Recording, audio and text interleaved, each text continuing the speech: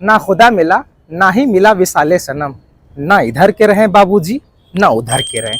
जी हाँ, मैं जो बात करने वाला हूँ, अख्तरुल ईमान की क़यादत में बिहार के अंदर चुनाव लड़ा गया। 5 विधायक सीमांचल ने दिए। सीमांचल की जनता ने एमआईएम पर भरोसा जताया और आरजेडी को नकार दिया था 2020 में।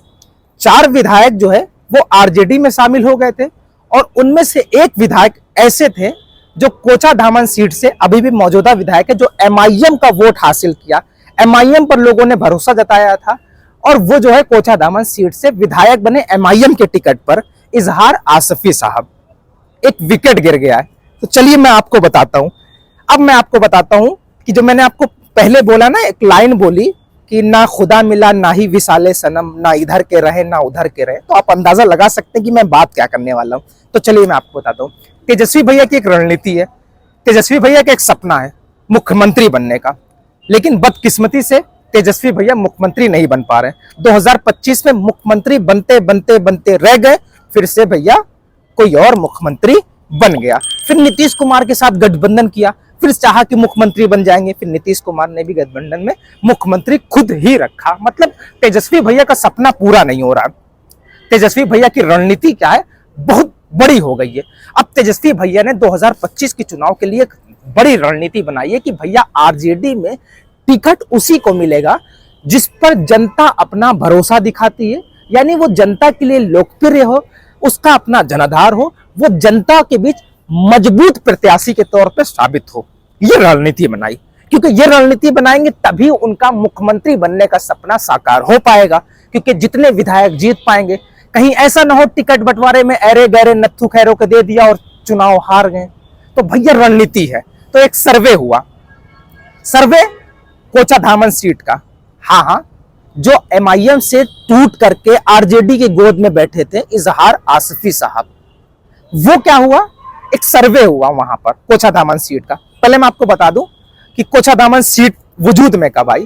परिसीमन 2010 में यहां पर परिसीमन हुआ और परिसीमन के बाद ये सीट वजूद में आई। अख्तरुल ईमान साहब जो है जेडीयू के कैंडिडेट से 18,000 वोटों से हार गए। 2015 की बात कर रहा हूं। और इससे पहले अख्तरुल ईमान जो है वो आरजेडी के नेता थे, इस बात को ध्यान रखिएगा। मतलब रणनीतिकार है अख्तरुल ईमान, बहुत मजबूत। अगर यही मत समझिए कि सिर्फ और सिर्फ जो है वो तेजस्वी भैया के लोग ही रणनीति बना पाएंगे।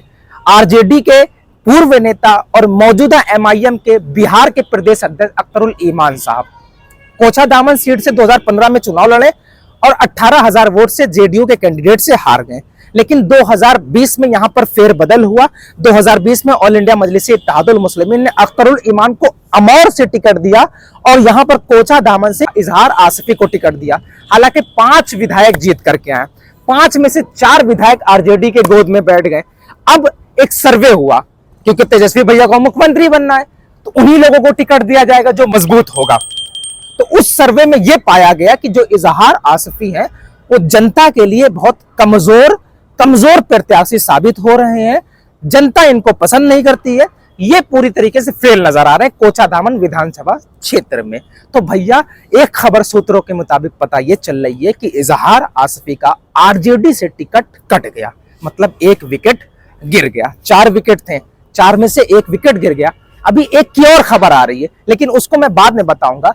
अब मैं आपको बताता हूं, इस बात को समझिएगा कि जो मैंने पहले बोला ना कि ना ही खुदा मिला ना ही विसाले सनम, ना इधर के रहे ना उधर के रहे।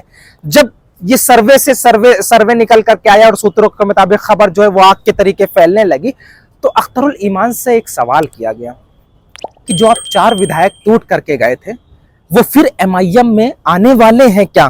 तो उन्होंने जवाब दिया कि भाई ये मुमकिन ही नहीं है, मुमकिन ही नहीं है। वो 4 विधायक जीत करके गए थे, वो अपने दम पर नहीं बल्कि जनता आरजेडी को पसंद नहीं कर रही थी और एमआईएम एक ऑप्शन बनकर वहां पर उभरा था, तो वहां पर एमआईएम को वोट दिया था उन्होंने। हालांकि उन्होंने जनता के साथ छल और कपट किया, धोखा दिया और आरजेडी की गोद में बैठ गए। जबकि अगर जनता को आरजेडी को ही जिताना था तो वो एमआईएम को वोट क्यों देते? उन्होंने 5 विधायक जिता करके दिए थे। हालांकि उन्होंने जनता के जो है वो विश्वास के साथ छल और कपट किया है। मुमकिन ही नहीं है, क्योंकि हम मजबूत प्रत्याशी उतारेंगे। ऐसा ना हो कि भाई हम उनको पार्टी में लाएं, जनता का विश्वास हम खो दें। क्योंकि जनता का विश्वास ये पहले खो चुके हैं 4 विधायक आरजेडी में शामिल होकर के। तो ये मुमकिन मुमकिन मुमकिन ही नहीं है कि भाई आरजेडी में जो गए थे ना 4, वो एमआईएम में शामिल हो जाए। नहीं भाई, अख्तरुल ईमान ने पहले नारा दिया था कि 4 तोड़े हो 24 लाएंगे। इसका मतलब रणनीति तैयार है और तेजस्वी भैया का जो सपना है मुख्यमंत्री बनने का, वो देखना होगा दिलचस्प कि भैया आने वाले वक्त में तेजस्वी भैया जो है वो मुख्यमंत्री बन पाएंगे या नहीं बन पाएंगे, क्या उनका सपना साकार हो पाएगा कि नहीं हो पाएगा। लेकिन इस वक्त की बड़ी खबर यही है कि ना खुदा मिला ना विसाले सनम, ना इधर के रहे बाबूजी ना उधर के रहे। खैर, मेरे यूट्यूब चैनल को सब्सक्राइब कीजिएगा और वीडियो शेयर कीजिएगा।